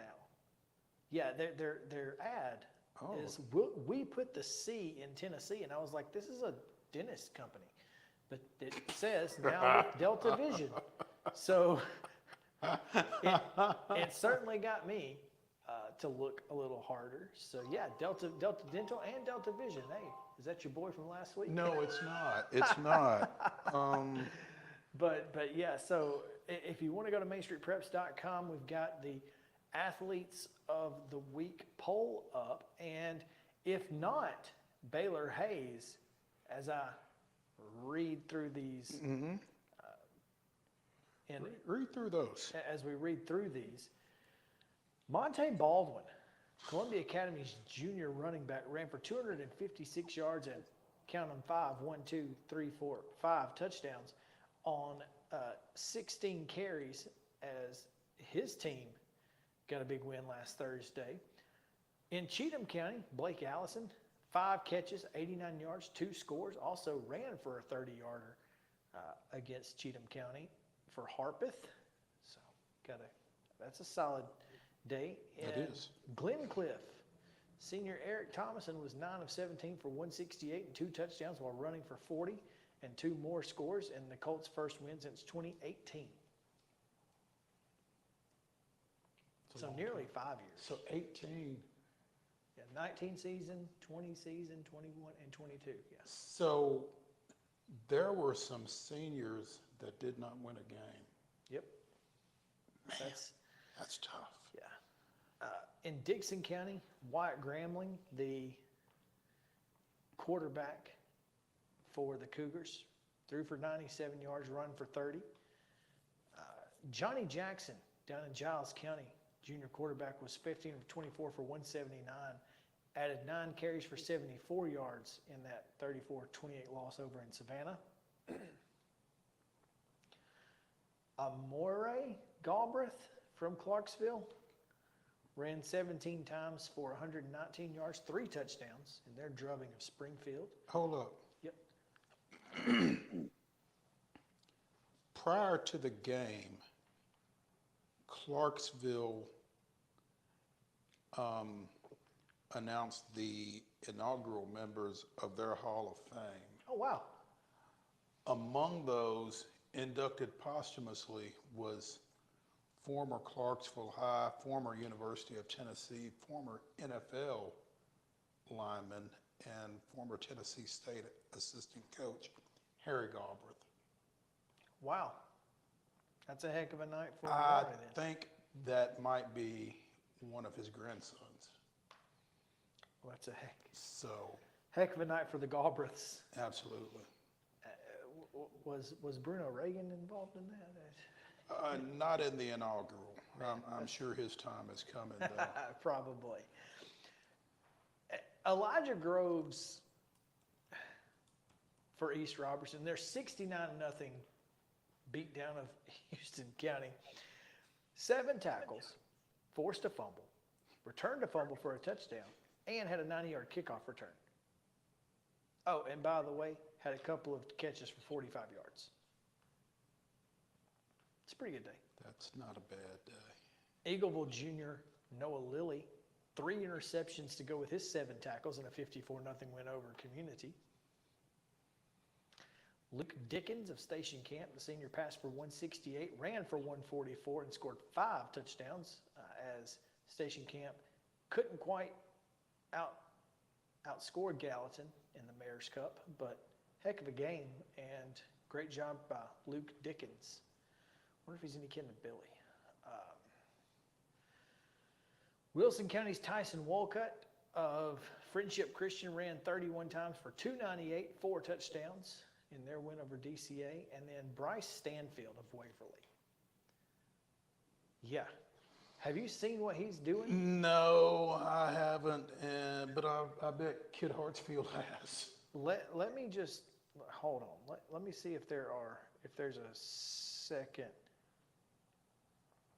Season totals for Bryce Stanfield: 649 rushing yards, 135 receiving yards, and 9 total touchdowns. We're 2 games into the year. Yeah. This last week he had 367 and 40 on the ground, 49 receiving, and 3 touchdowns and a 2-point conversion, plus 8 tackles on defense in their win over Fairview. And then Ty Collins of Nolensville completed 14 of 18 passes, 4 touchdowns, and a 50-24 win over Antioch. He carried the ball 8 times for 66 yards as well. So those are your options for Player of the Week. And, you know, if I'm voting for people on this list, Bryce Stanfield is probably the guy. But boy, Monte Baldwin had a great game and continues to do it. He along with Stanfield, has been fantastic all year long. Baldwin has 449 rushing yards on 45 carries and 8 touchdowns in 2 games. So, I mean, as Friendship Christian puts together their scouting report for this weekend over in Lebanon, 3 is going to be pretty high on it. Yeah, I would think so. Yeah. Tough loss for Lipscomb Academy, but not super confused. I mean, 31-30 in overtime, right? Was it overtime? 31-30. Yes, it was overtime. I think Saraland went for 2 to win it. So what? I think Saraland went for 2 to win it. And got it? And got it. Ooh, that's tough. I mean, you know, that just, I'm not super surprised at that outcome. I really thought Lipscomb Academy probably should have been a little more talented and won the game, but I don't know. I mean, Saraland really, really good. But biggest surprise of the week for you? Again, I was so busy with post-game or post-Friday night stuff that I didn't really have a chance to digest scores to the point of Oakland gauging losing, a surprise. I mean, I don't know anything about Center Grove. I don't know a lot about Central Grove, but again, I do know that Oakland lost their starting quarterback to a broken collarbone. Now, I don't know when that took place, you know, how early in the game. Oakland scored first and led 7-0, and that was the last thing I saw until I saw like 23-10.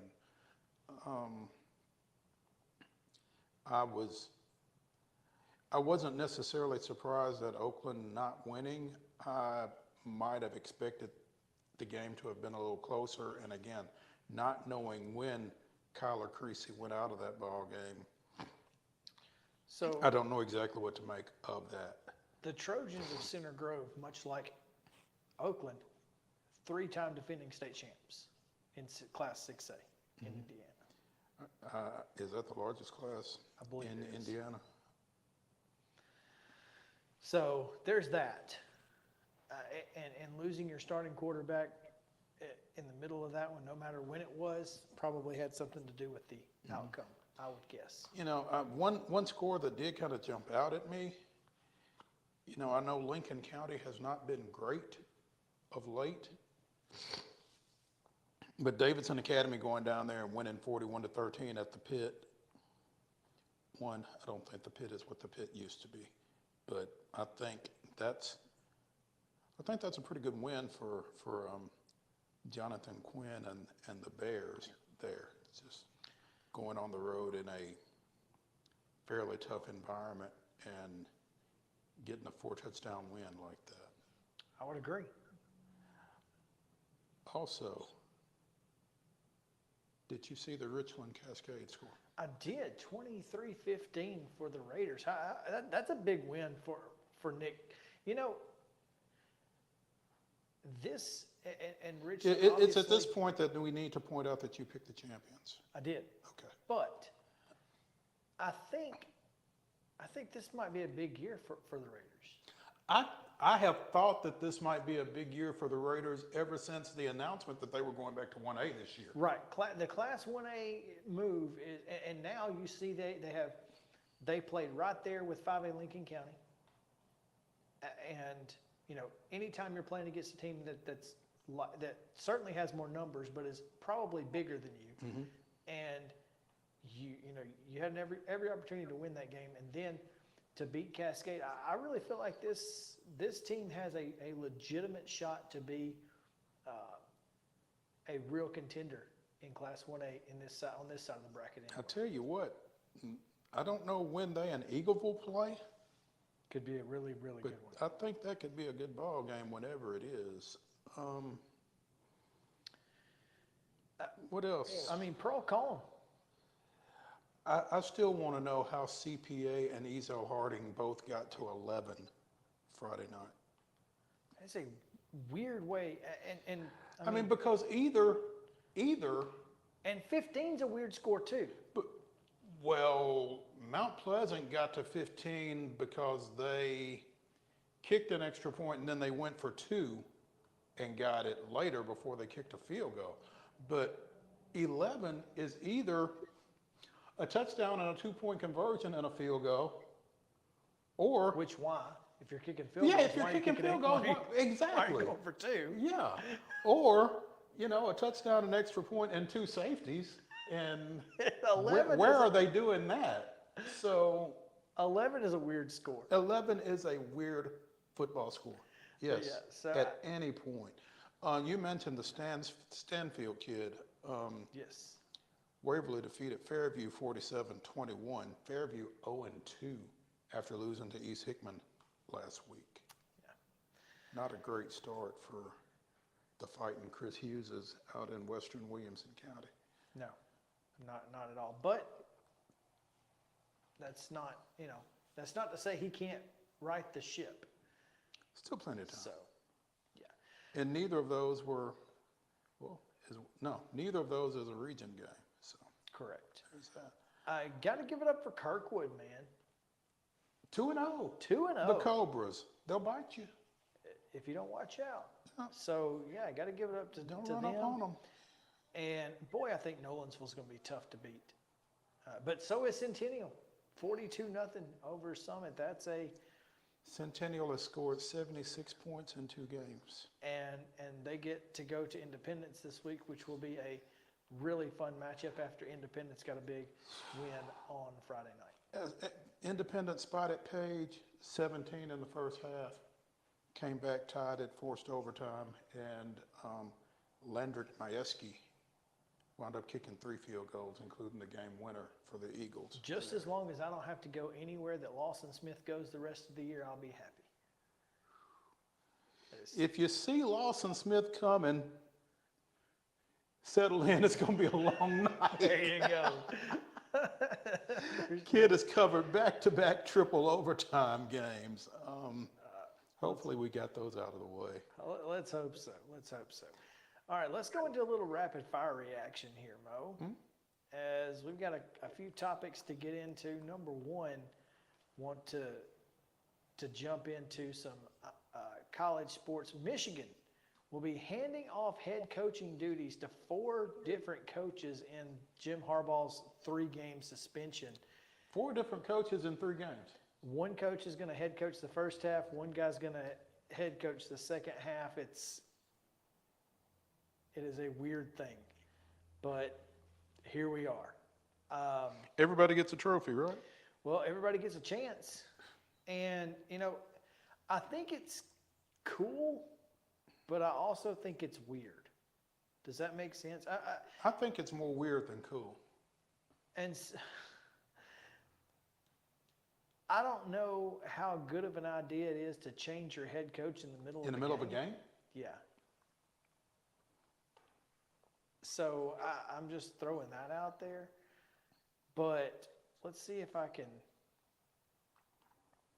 Oh, Michigan is now coping with the loss of another coach as the fallout from the Jim Harbaugh situation continues. Oh, goodness. According to Clutch Points here. Fallout from burgers? More than burgers, remember? Hashtag. Offensive coordinator Sharon Moore will be suspended for the season opener. Oh. And I'm pretty sure that he is one of the head coaches. Not for that game. Not for clearly not. But among those 3, that's interesting. Jesse Minter, the defensive coordinator, not to be confused with AJ, will take over will take over head coaching duties in week 1. And yeah, so 4 different head coaches in 3 weeks. Should be an interesting situation for Michigan as that rolls out.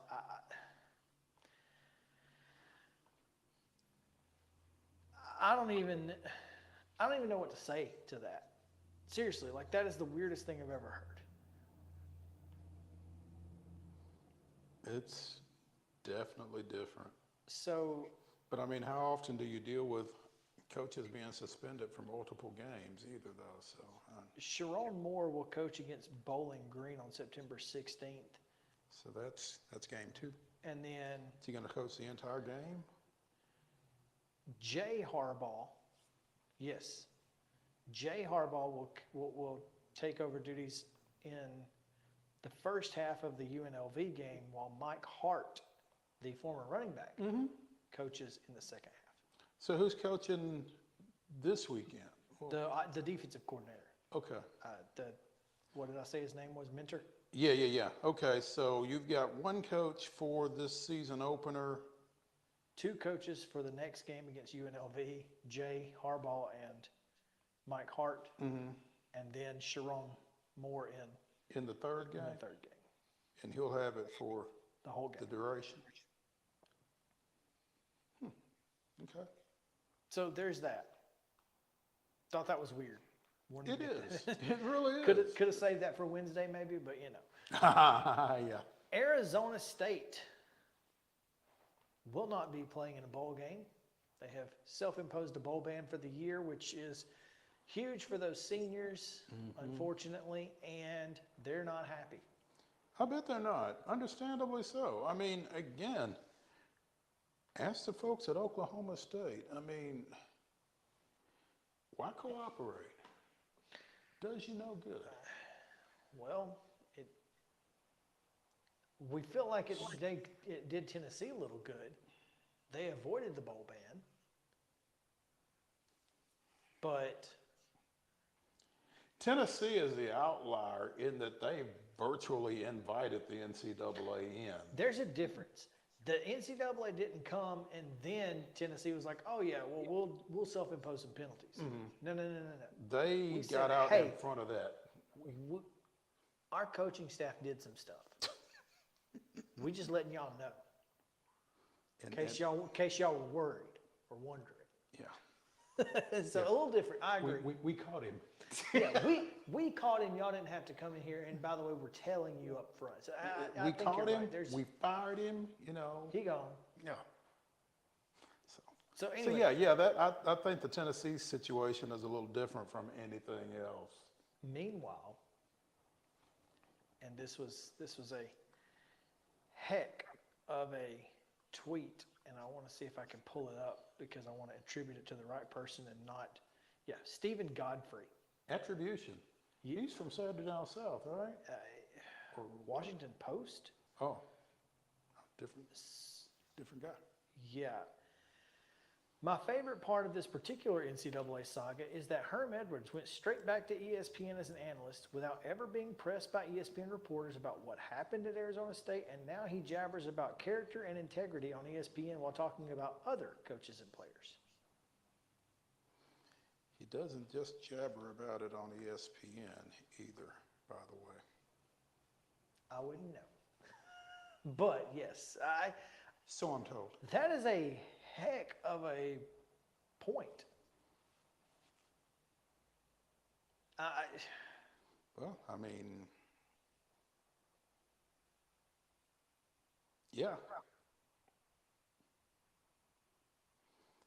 He said Herm Edwards was the captain of the ASU ship when it sank. He safely escaped on a luxurious $4.4 million lifeboat while the players were left behind to drown.